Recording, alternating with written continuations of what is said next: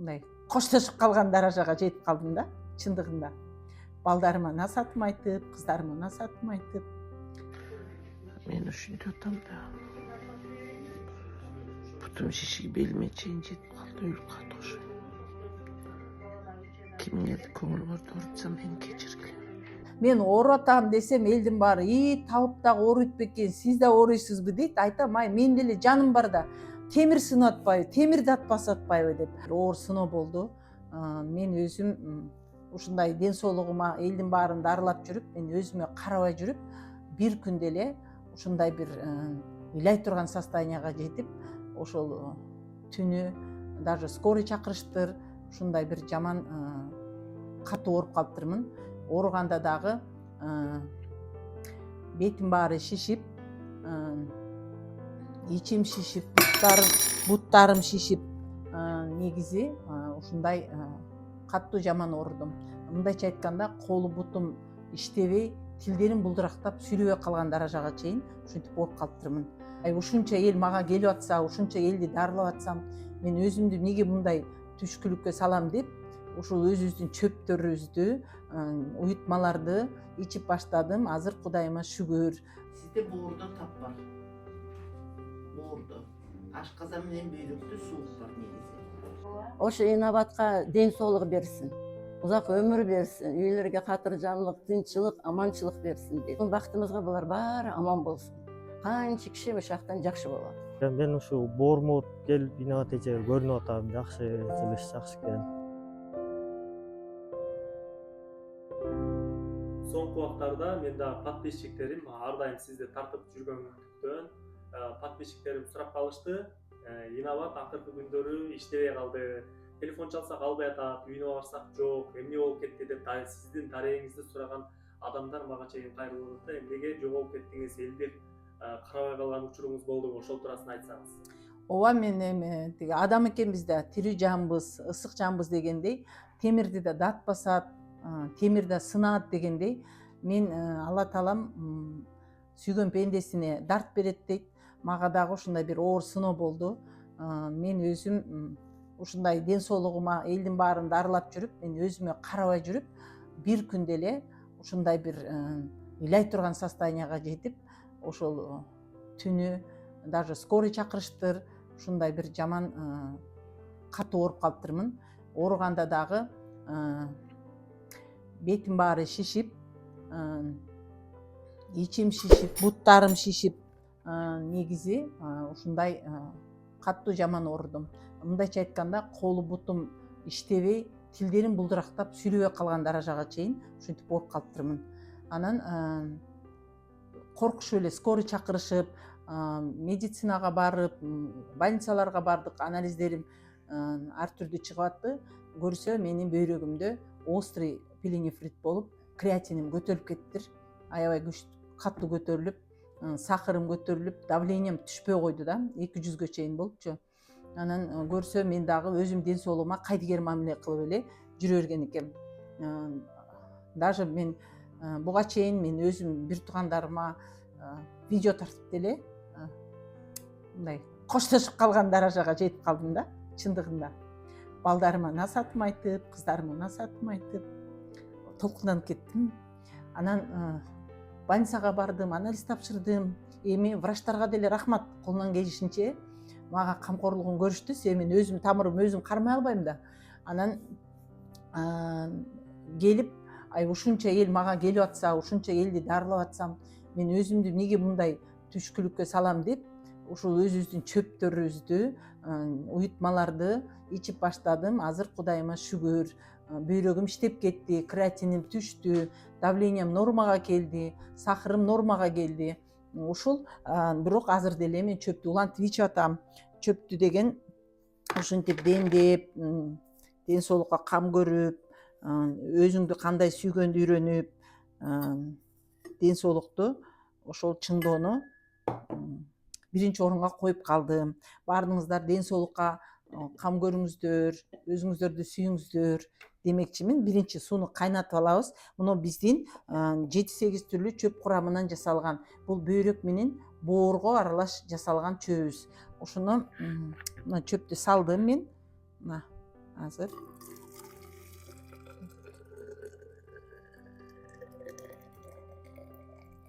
Негизи бул 400 грамм.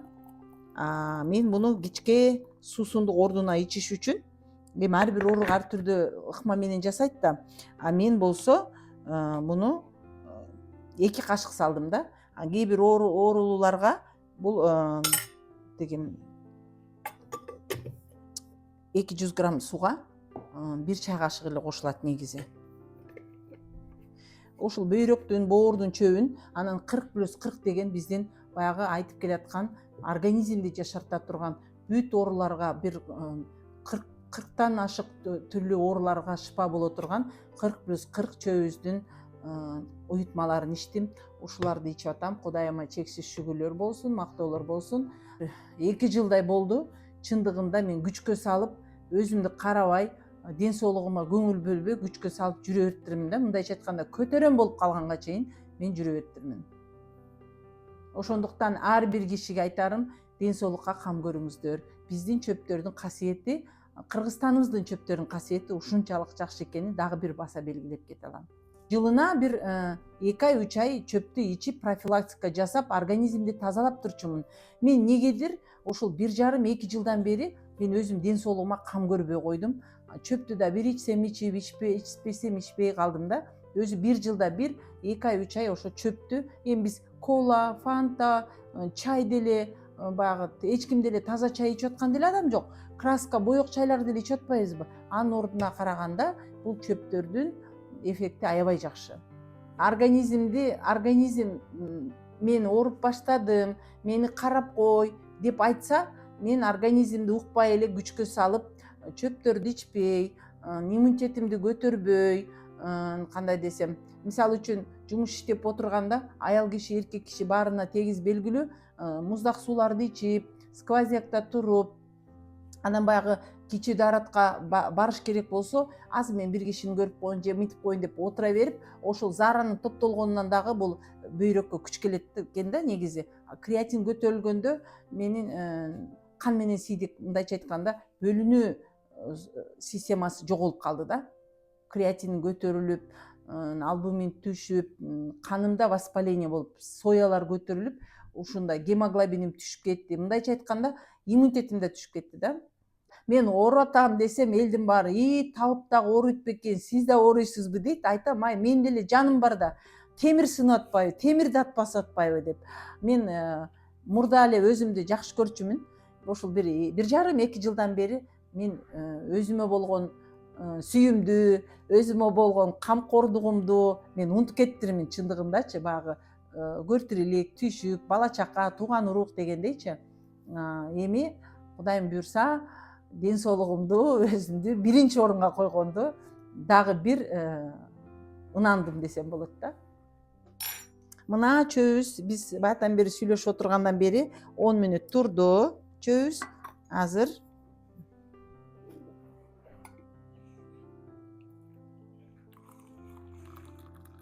Бул чөптү канча убакыттан бери ичип атасыз? Бир күндө канча жолу ичесиз? Күнүнө 2 мал ичем. 2 мал ичем күндүзү. 40+40 деген чөптү ал кечинде, кечки тамактан кийин ичем. Эртең менен тамакка чейин ичем. Буну болсо күндүзгү убакыт ичем. Бирок бул чөптү эгерде давлениясы бийик адамдар, ысыкчан адамдар муздагыраак ичиш керек да. Мага окшоп давлениясы ойногон, иммунитети слабый, канда воспаление барлар негизи ысык эле ичкен жакшы. Ысык, ооз күйүп күйбөй турган даражада. Сонун. Ушул. Таамы чайдай эле ой. Чайдан башкачараак, приятный. Ичип көрсөңөр болот. Зыяны жок.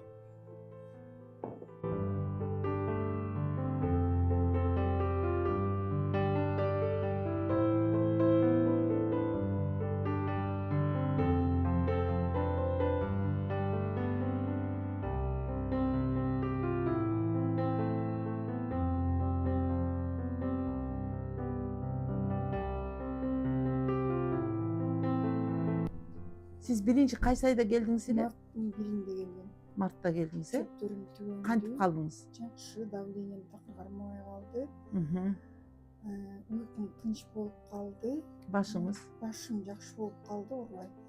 Жүрөгүм кысылчу, жүрөгүм кысылбай калды. Давление нормага түштү, э? Давлением нормага түштү. Мен сорокко кымызындай тамакты тандап ичип калганда, Мхм. азыр жок, тамак тандабай ичип калдым. Давлениеме уже действие бербей жакшы болуп калды. Азыр эми бир көйгөйүңүз калды, э? Бир глаукомам бар, анан кичине башыма, нервтерге. Нервтериңизге сиз биринчи күнү оченияга келесиз. Башыңызга, иммунитетиңизге дарыларды жазып берем, э? Макулбу? Оченияга биринчи күнү 7:30-га келесиз. Анан иммунитет, череп, глаукома. Өзү негизи бул көздү убагында караш керекпиз эле да. Өткөрүүрдүк, эмчтеке болбойт. Мурдуңузга тампондорду берем, анан тыймайыз берем. Хорошо?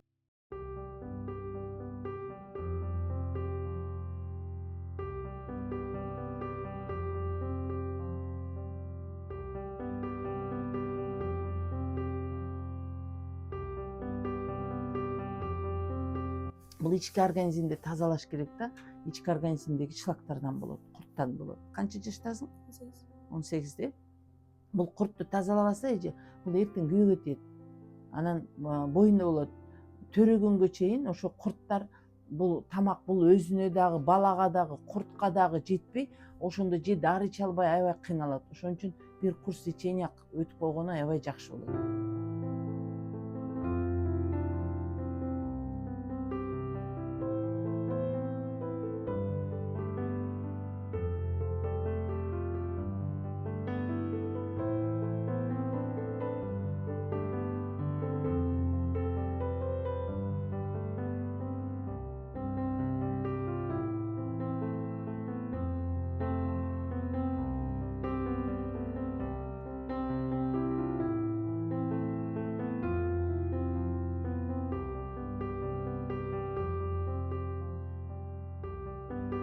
Токтогул району Торкен айылынан келдим.